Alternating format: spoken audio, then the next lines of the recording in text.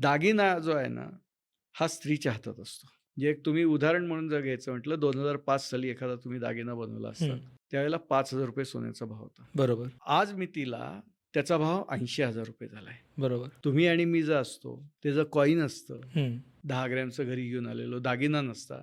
₹25,000 भाव झाल्याचं आपल्याला कधीतरी ऑफिसमध्ये कळलं असतं, तर आपण दुसऱ्या दिवशी ऑफिसला निघताना लॉकर उघडला असता, घरातला कपाटाचा त्यातलं कॉईन घेतलं असतं, खिशात ठेवलं असतं, सराफाकडे विकलं असतं. संध्याकाळी आल्यावरती घरी बायकोला थाटात सांगितलं असतं, "बघ 10,000त घेतलेलं 25,000 रोख, हं. 15,000 मिळवून आलो." दागिना जर असता याच ठिकाणी, हं. तुम्हाला काय करावं लागलं असतं? एकदा तो गृहिणीच्या गळ्यात गेला, हातात गेला, की नंतर ती ठेवणार कुठे ठेवणार ते? मागायचा असता तुम्हाला विकण्याकरता तिला मागावा लागला असता. तिने अजिबात तुमचा अपमान करायची संधी सोडली नसती, म्हटलं असतं, "आता तुमच्यावर ही वेळ आली का?"